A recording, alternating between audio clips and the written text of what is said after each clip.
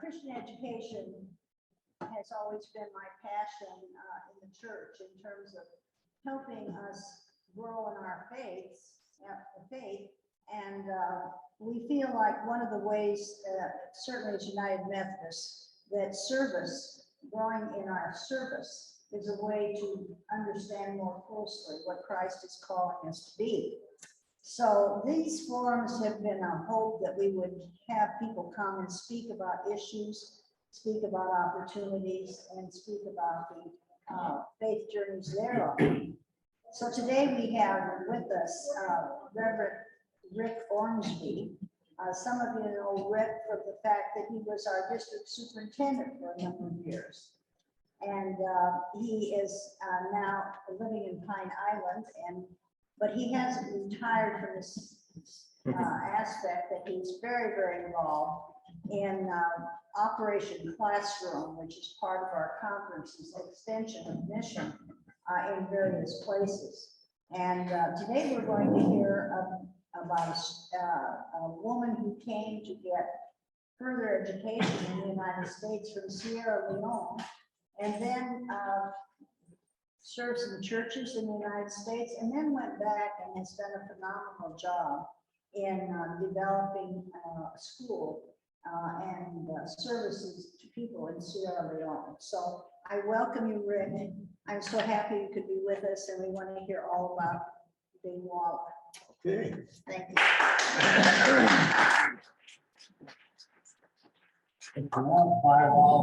There's two spellings in your bulletins. One is B-I-W-A-L-L-A, and the other one is B-A-I-W-A-L-L-A, but the A-I sounds like I, so Baiwala, it's a village and a chiefdom in Sierra Leone, West Africa. And I want to tell you a little bit,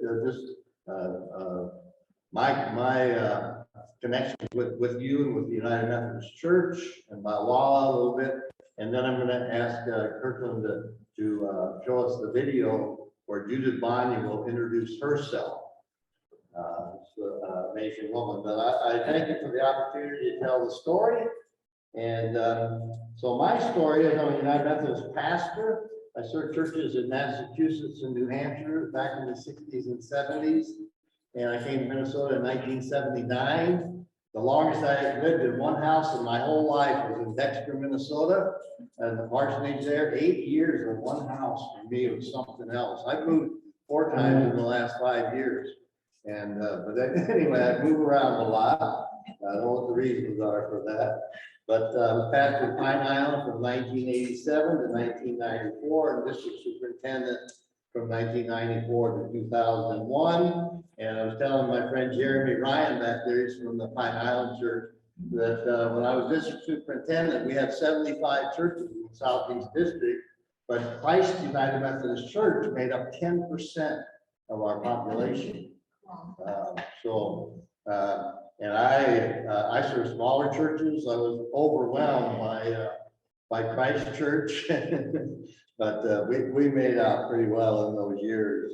When I left the superintendency, I was at Faribault, downtown church in Faribault, Minnesota. That's the spot where Hillary Clinton preached or went and spoke about education when she was first lady. She spoke from the pulpit there. And some years later, then I was also speaking from that same pulpit. I retired in 2006, gosh, 16 years ago. And I served in the Rosemount Church for 7 years in adult education and mission trips. Part of my story to know me is I started, I think my first mission trip out of the country was to Sierra Leone back in 1991. And I've never been to Africa, West Africa. Sierra Leone is that little, you look at a map, there's the little curve like that, and then it goes on down to South Africa. Out in the middle of, out of that curve is Liberia and Sierra Leone and Guinea. Guinea goes around 2/3 of Sierra Leone, separating it, around from the Atlantic Ocean, and the last third is Liberia. And that played a big part in Judith Banya's story. But that trip in 1991 changed my life. And, you know, if you, to know me, I've been on about 30 mission trips now, 20 of those to Jamaica, and 5 or 6 of them to Africa, Uganda, and Sierra Leone. I've been to Costa Rica, a number of other places as well. But in a way, you can talk, you have careers, you know, kind of your job. I had a career as a pastor, but I also had a vocation as a pastor.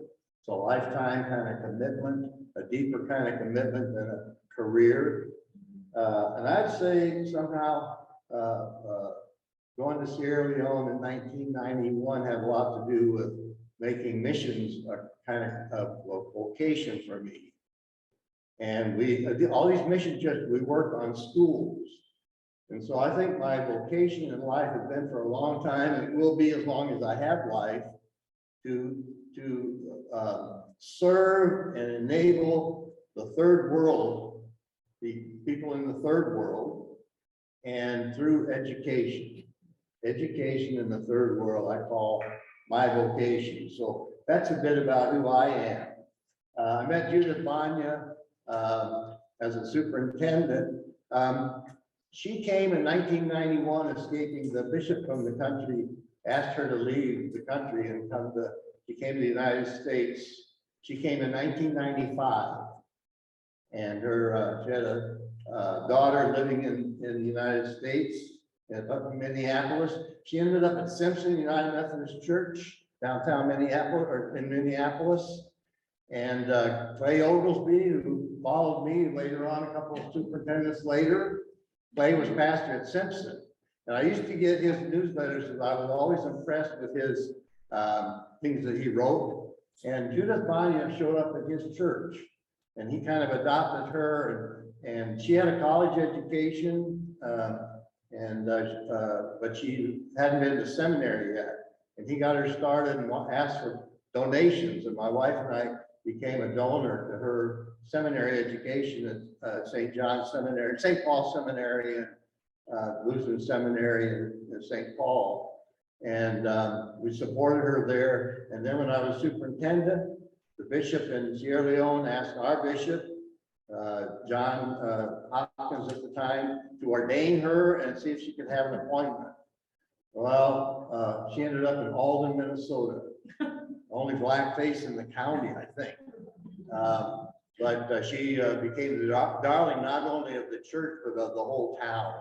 And she collected clothing and all kinds of things to send over to Sierra Leone.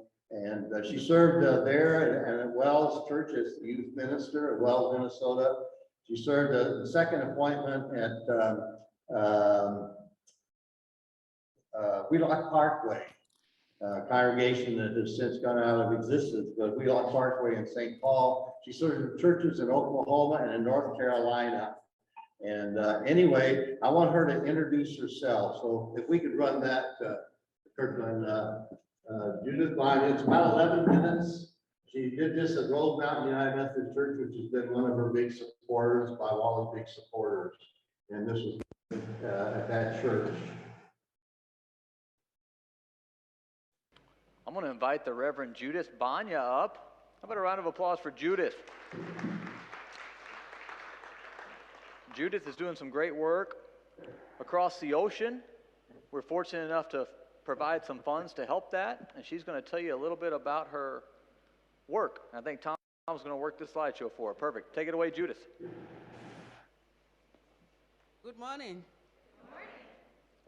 I'm really glad to be with you this morning to share a little bit about the ministry that you, our partners, and our team in Bawara, a little town in the eastern parts of Sierra Leone, on the west coast of Africa, the ministry we are doing together. 5 years ago, I left America to start this ministry. And it was not something that I thought about 4 years ago when it came time to pack my 2 suitcases and finally return home. I went in pursuit of a long-time dream a desire that God had laid on my heart to replicate the process that put me on the path to who and what I am today. The process that moved me from a hungry, not doing well child in school to where I had 3 meals a day, became top of my class, and eventually went to college.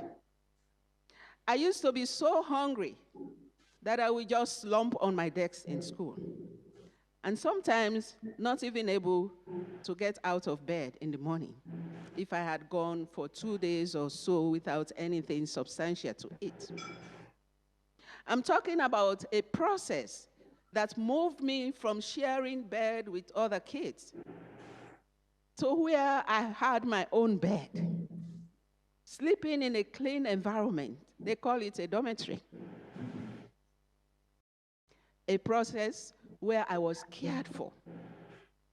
I went to school regularly with shoes on my feet, attended Sunday school, church. I was baptized and confirmed. You can just imagine the wonderment of a 13-year-old girl going through this big shift in her life. And I used to lie awake in my bed in my dormitory, and I just wondered, who are these people?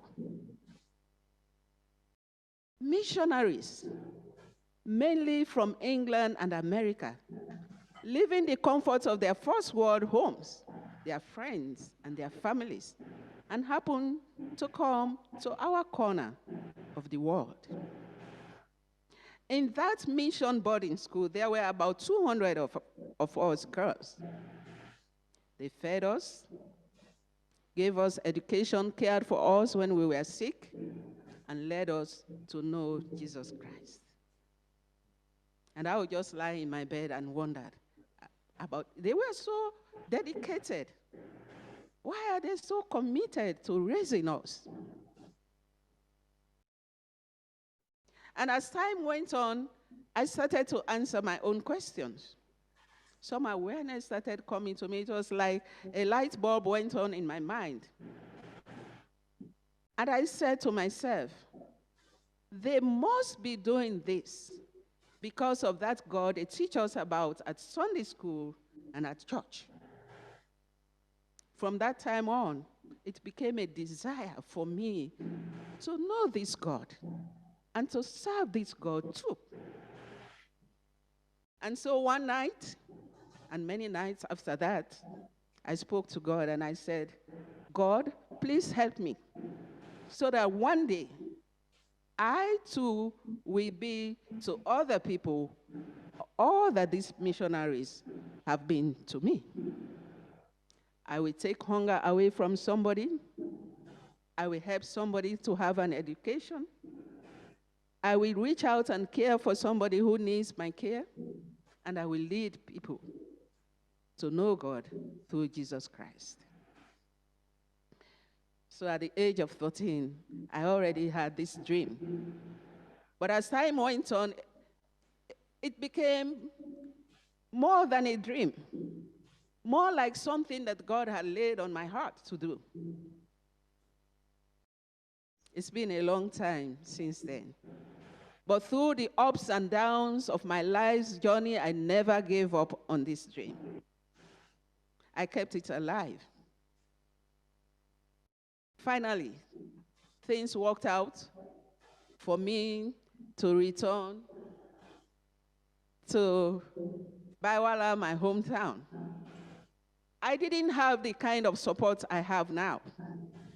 Only my good friend Rick Ormsby, who helped for my ticket and shipped my things. But I went to work. I started with feeding nursery school kids.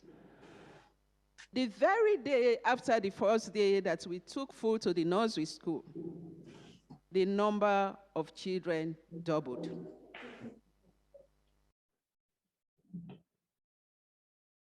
As time went on, God put people in my path. Some I already knew, like Rick Ormsby, And others I got to know later, who started to help me. People got on board my ministry and started supporting me. All of you who support us, churches, individuals who support us through OC Ministries, That's a Minnesota we word. thank you Pine from the Island bottom of our people hearts. there. Yellow and pink is for more local. And when we have partners here presently, as we do, and a team in Bawala working very hard to implement the ministry, think of it. These two teams coming together. Wonderful things are happening, miracles every day. Our partners here, a dedicated team in Bawala coming together. Look at what we are doing. 2 weeks before I came, we finished putting the roof on our junior secondary and senior secondary school. That's the school we are building. This school is going to serve not only the Bawala community, but the whole district, the Kailan district. Presently, when kids finish elementary school, their parents have to look for a friend or family member who lives in the bigger town so that they can take their children there to stay with them so that they can continue school. But now with this school, it's going to serve the whole area.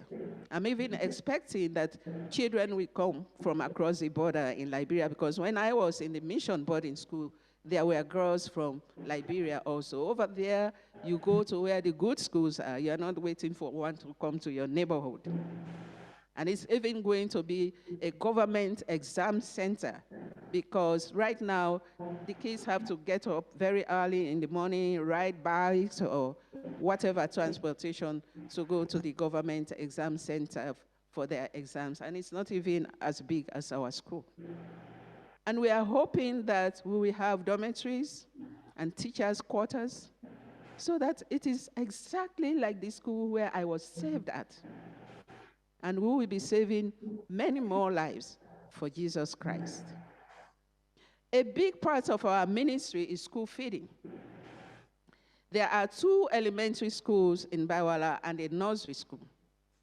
And if you put the number of children in those 3 schools, it's close to 700. When we started, it was 500. Now it's close to 700. Our ministry provides a midday meal for all of them every school day. It's nothing fancy, just some kind of carbohydrates and fish, protein, and condiments. But the child has something to eat so that that child is not as hungry as I used to be. And that will help the child to stay in school. Nowadays, I hear people comment on children don't come wandering around the town anymore, sending stones into mango trees and other fruit trees so that something can fall down for them to eat. They have a meal in school. And at break time or lunchtime, they stay and play on the grounds as children are supposed to do. So school feeding is a big part of our ministry also. There are other ministries that we do. And sometimes I tell people, there are ministries that we do that will never meet the eyes and will never be read in a report.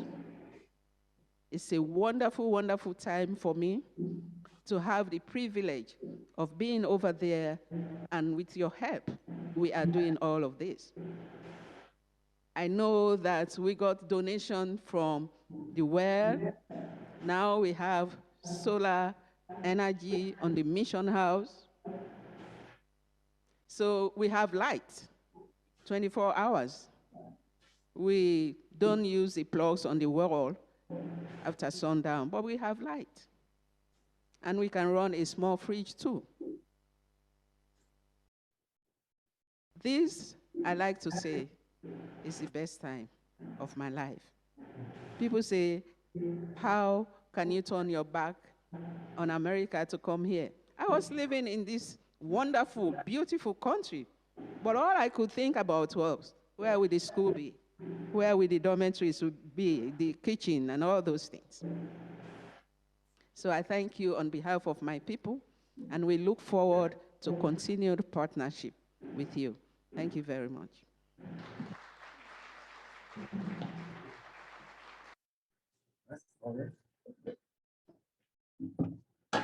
That's Judith's story, a lifelong dream, and that's being pursued. I want to get into some more specifics about it. And I dance around a bit because I'm actually almost pulling 80 now. I do lose track of things a bit, but Judith in 1995 came to the United States. She had gotten her college education in Sierra Leone with the help of the missionaries. And just to say, Sierra Leone is about the a population of Minnesota, about 6 million people. It's a third the size of Minnesota. It's on the Atlantic Ocean, surrounded, as I said, by Guinea and Liberia. And it's a reasonably, in the African scene, a reasonably democratic country. The present government has a real commitment to universal education. It has been a long time that if you knew more than the kid, you could be a teacher. With our school that's going, we have 6 teachers now. They're all certified, which is a new concept for teaching.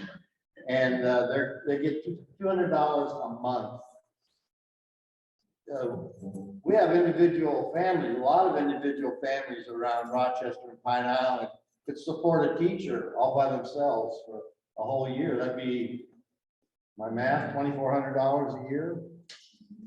Anyway, she came in 1995, and served, got Clay Oglesby saw that she got 2 years at St. Paul Seminary in St. Paul, and then we sent her 2 years, wanted to go to a United Methodist Seminary.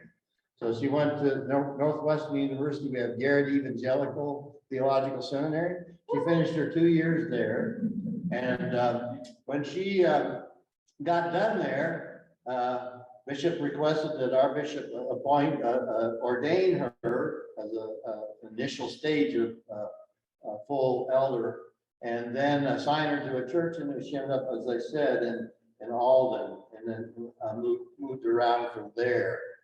While she ended up in North Carolina, and there was a Baptist minister actually named Bill Crow, who had started an organization called Swan that specifically had Judith's ministry in mind, and they gathered clothing and other things to send over there, and they had a number of churches that supported her, and some of those churches I eventually worked with. One of them was in Boone, North Carolina. Boone, North Carolina. We first heard about them when they gave half of their Christmas Eve offering to Biwala.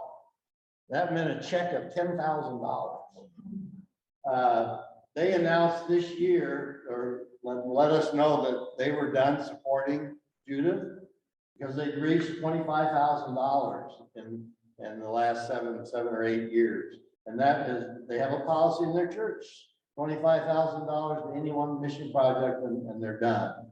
Fortunately, we found out about St. Stephen's United Methodist Church in Charlotte, North Carolina. They had Judith had some contact with them, and they came on board about 3 years ago, and they made a commitment of $2,500 a year, which at that time was a month support, one month support a year for 10 years. So they're in about their 4th year now of that kind of support. Just to report that kind of stirring, we have a little church in Kenyon, and you know where Kenyon, Minnesota is? Yeah. You know how many people they have active in their little church now? 20. Oh. That little church is committing $3,000 a year for the next 5 years. They've already paid for 2012. We get that kind of support. The Rosemount Church, she mentioned in her talk about the guest house. The guest house was built after she went back over there. It has 5 bedrooms, each one with its own private bath. And now they have the solar power and stuff. They have the bathrooms each have a shower, a sink, and a toilet. And there's five of them, and they're solar energy. That $8,000 project was done by the Rosemount United Methodist Church up the road 52 a ways. So we have that kind of support. Pine Island Church, one of the things that they in 2015, remember she went over 2013, she got a pickup truck. We had her shipped over there when she went, a pickup truck, but that went kaput by 2015. Our Pine Island Church raised $17,000 to buy the pickup, ship it over there, and pay the tariff on it. But that is for maintenance and gas and stuff. And the prices we pay for gas, that's normal now. What we pay now, that's normal in Sierra Leone, $5 to $6 a gallon. OC Ministries, as soon as Judith, actually before Judith went back, I took her, I was a member of the OC Ministries board, and I took her and introduced her to them. And that's our Minnesota Annual Conference mission program, basically through OC Ministries. And they adopted her, thank goodness. They adopted her. Just to give you a general idea, and I'm watching my time because I want to leave a few minutes for questions.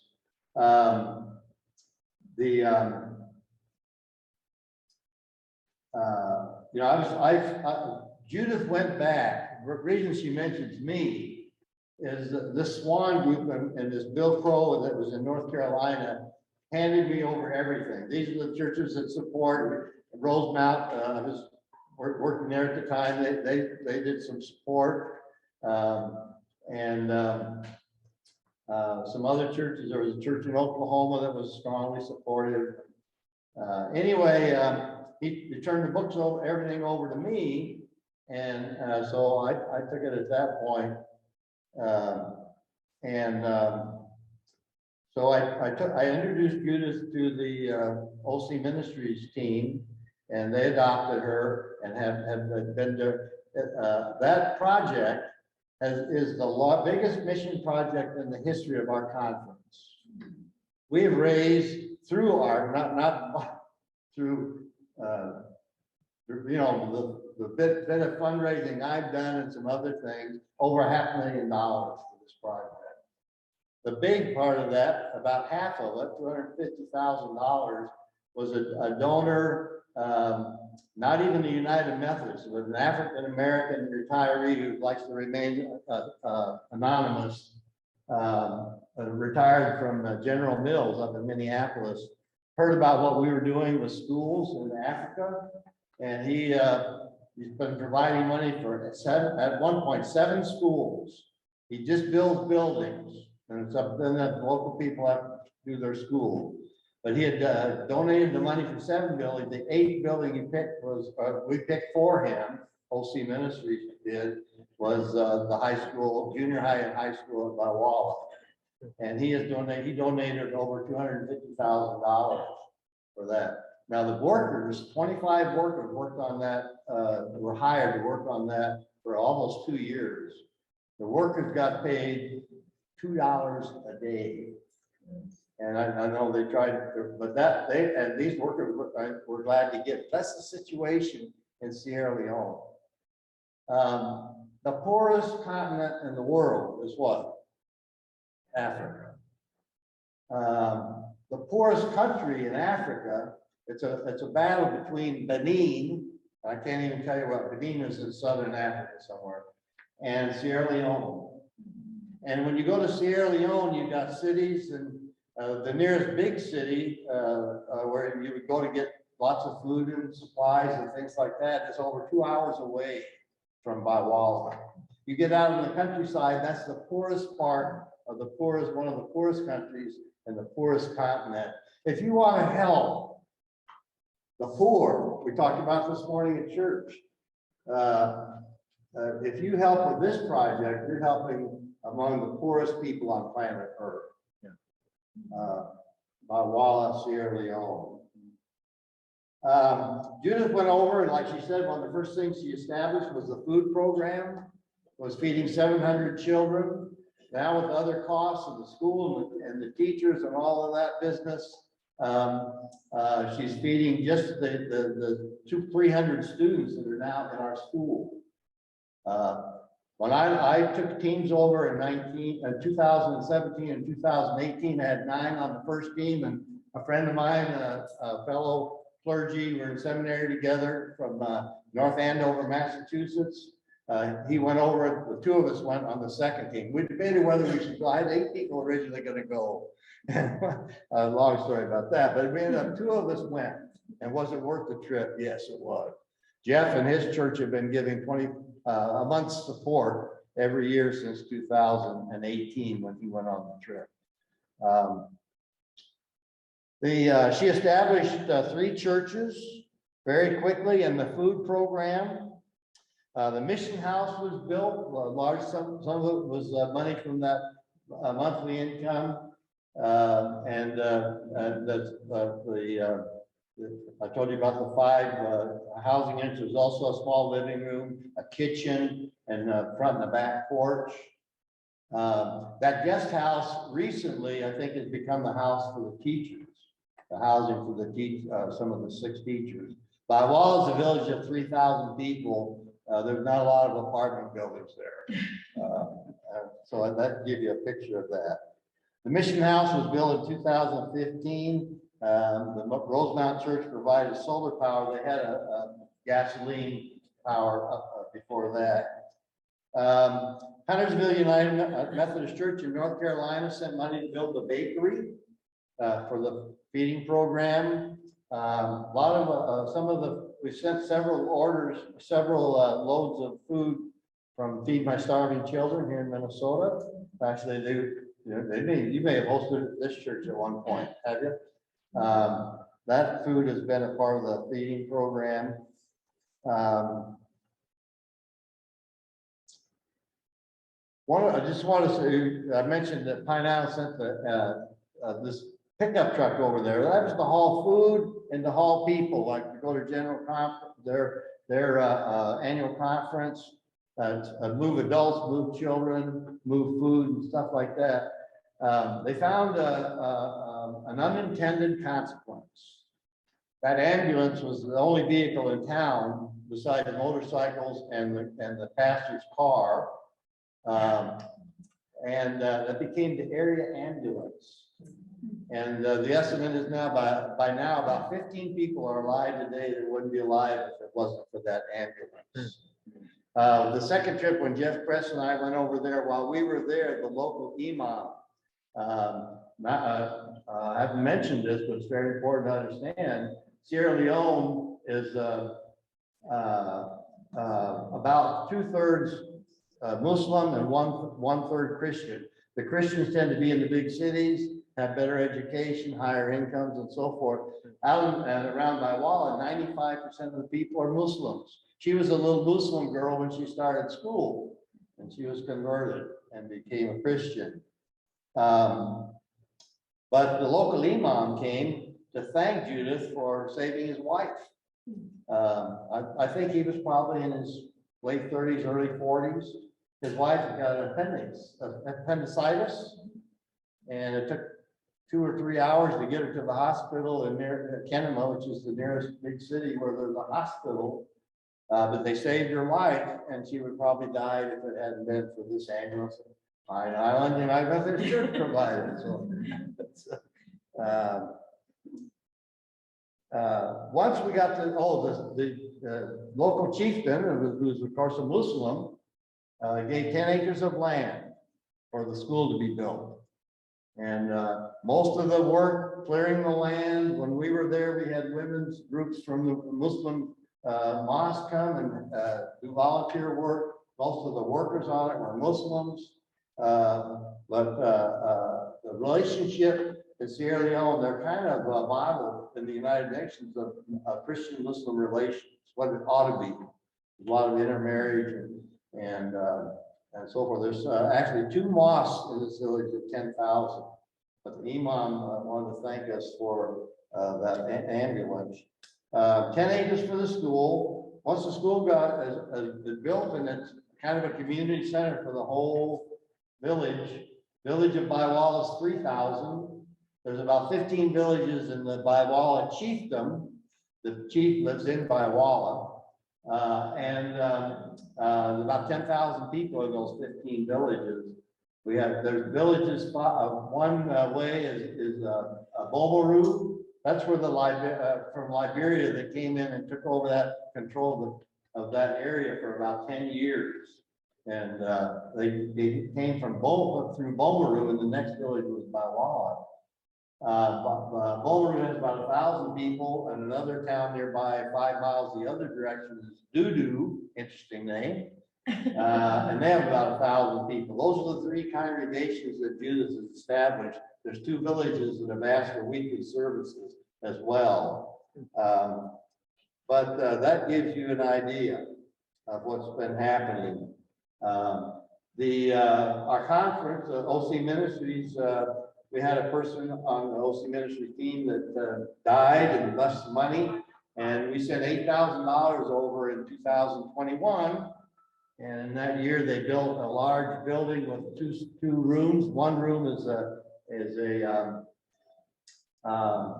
store, or you buy. They go to the big city in their pickup truck, bring stuff back, grain and big supply, cassava, batteries. One of the biggest selling thing is alcohol or good medicine. But anyway, there's a store, and the other half is a canteen. It's the local gathering place for this village of 3,000 people. That's a recent thing.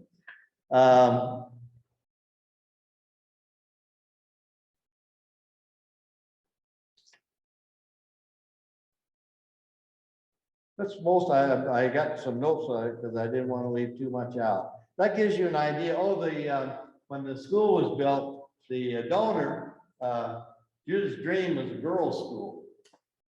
And there's a reason for that in Africa. If you're 13, 14, 15 years old and you're living in your village, you're probably going to start a family pretty quickly.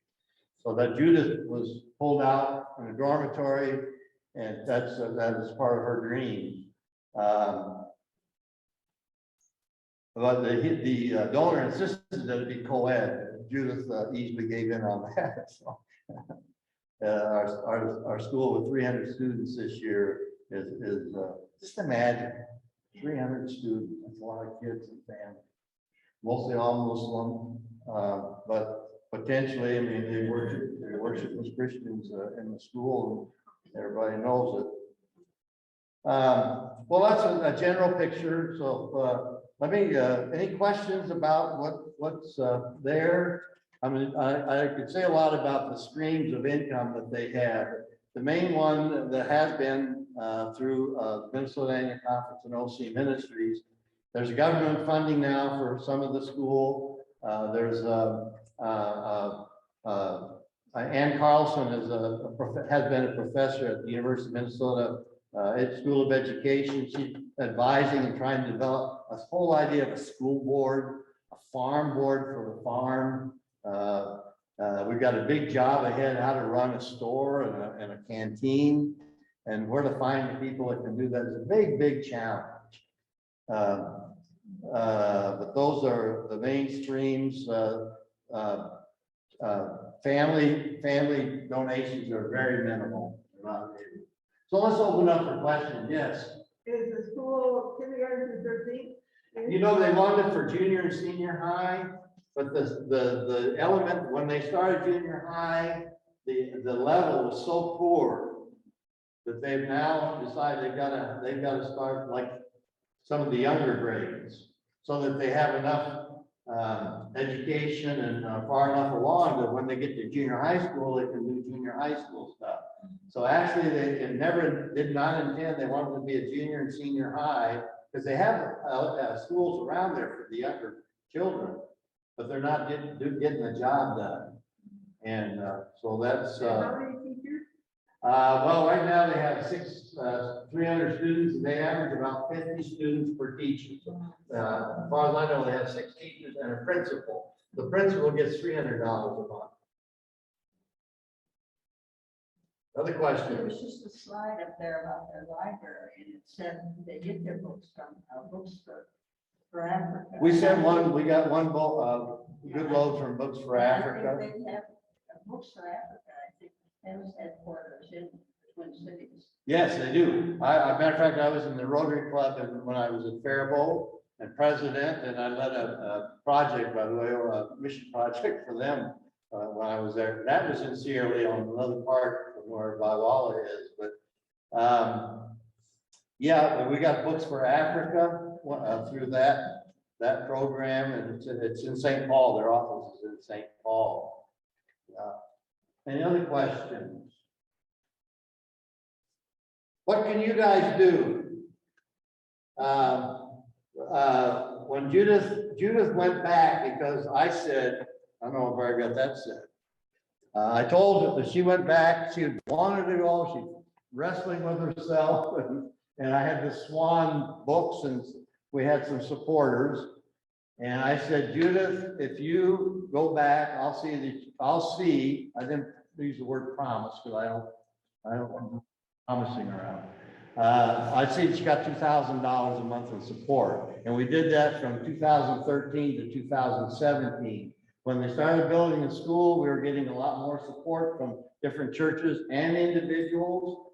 We've got 2 families in Pine Island, each give together, they support that 2,000, or they're doing 2,500 now for they do that 25, they do 1 month, these 2 families. I do one myself, so that's two months that we take care of in Pine Island. So individuals can even come up with, but we've raised what I raised, the 3,000. We've been giving 3,000, 2013 to 2017, 2,000, 2017 to 2022, 2,500. Since May, 3,000 a month. I provide this. Ann Carlson through a program of scholarships. She's at Hennepin Avenue United Methodist Church, and she's got a lot of contacts, and she's really into education. She raises about what I raise.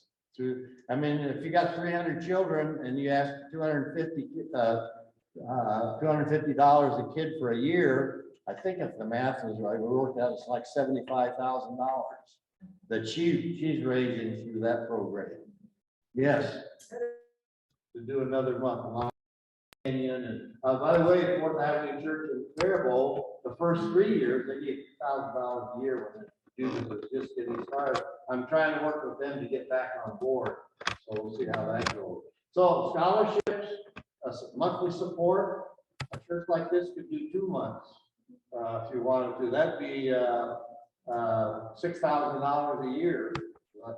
If you want to think big, that's another thing you do is individual projects, and I mentioned a lot of those. The bakery for Huntersville United Methodist Church, the pickup truck for Pine Island, the solar panels for Rosemount, that kind of thing. We're looking for about $125,000. We can build a girls' dormitory with a commercial kitchen. Now that would be a great project, you know, a 4-year project for price.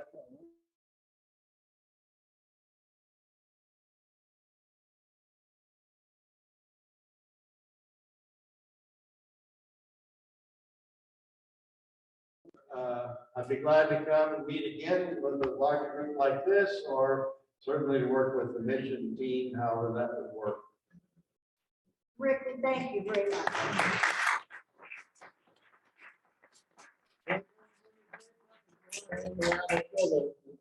There's about 10 just pictures. It'll take a minute and a half. We appreciate your time, but more than that, we appreciate this